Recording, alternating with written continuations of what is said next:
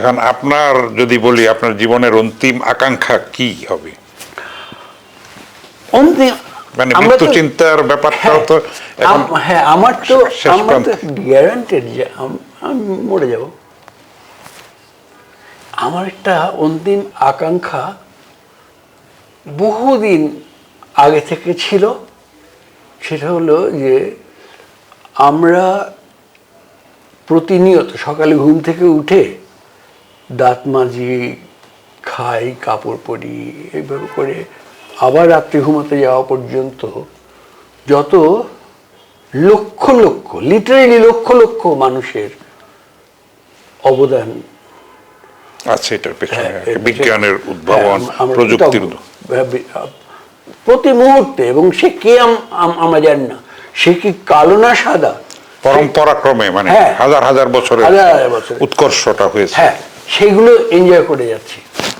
আমার ঋণ তো শুধুমাত্র যে কয়জন আমার সামনে আসতে পারে তাদেরকে আনন্দ দিয়ে আমি আনন্দিত হলাম, এতে আমার ঋণ শোধ হয় না। তো আমি আমার ইচ্ছাটা প্রকাশ করলাম ছায়ানটের সঞ্জিতা আপার কাছে।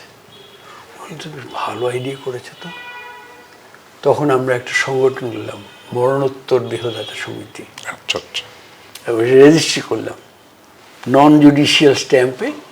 মরলে পরে আমাদের শরীরটা, কতজন এরকম এটাতে সাড়া দিয়েছেন? আমরা অনেক সাড়া পেয়েছিলাম, কিন্তু পরে সঞ্জিতা আপা বললেন যে না, এই সোসাইটিতে এই যে ট্যাবুর কথা বললেন, ওই রকম লোকেরও প্রচুর আছে, তো আমরা তাদেরকে খেপিয়ে দিতে করলাম। ফ্যামিলিও অ্যালাউ করে না, কেউ চোখ দিলেও তার ফ্যামিলি পারমিশনটা দেয় না শেষ পর্যন্ত। হ্যাঁ, তো আমার কি হলো জানেন, আপনি আমার সঙ্গে কথা বলে আপনার মনে হচ্ছে না যে আমি একটা তাজা মানুষ?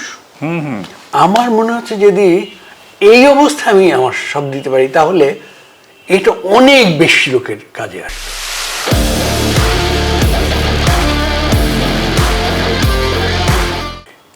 কারণ আমি যখন মরে গেলাম তখন তো সব, হ্যাঁ, আমার নখটা বেড়ে গেল, সেই কেটে ফেলে দেওয়া নখটা কাউকে দিয়ে দিলাম, এটা দান নয়। জীবিত অবস্থায় আপনি দিতে চান? আমি জীবিত অবস্থায় দিতে চাই।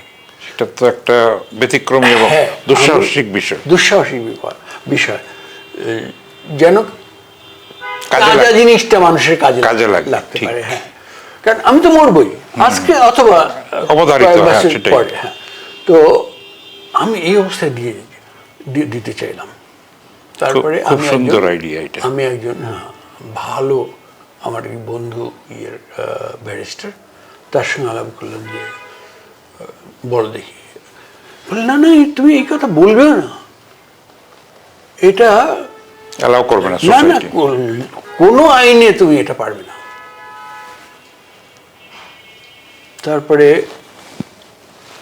আমি বাড়িতে এসে বললাম যদি না দেয় তাহলে আমি অন্য কোথাও দিয়ে আসবো। আবার আমার মনে হলে আরে আমি সবচেয়ে বেশি অবদান তো আমার এই দেশের মানুষের, তাদের কাছে দায়বদ্ধতা আমার বেশি। হ্যাঁ, সবচেয়ে ভালোবাসা, একদম তীব্র ভালোবাসা, তা তো আমি এইখান থেকে আমি পেয়েছি। আমি এইখান না দিয়ে, আমি যুদ্ধ করেছি জীবন দেওয়ার জন্য, এইখানের জন্য আমার এখানে দিতে হবে ঋণটা এখানে। হ্যাঁ, তো আমি মামলা করব, ঠিক করলাম যে আমি এই আইনের বিরুদ্ধে করব, এবং আমি কয়েকজন ইয়ের সঙ্গে লয়ারের সঙ্গে আলাপ করে তারা সব আমার পক্ষে দাঁড়াবে। হঠাৎ আমার মনে হলো যে আমার মেয়েকে এবং আমার ওয়াইফকে জানানো দরকার অবশ্যই যে এই একটা ডিসিশন নিয়েছে। বলতেও পারি, আমার শুধু মারতে বাকি রেখেছে, সেটা তারা অ্যালাউ করবে না।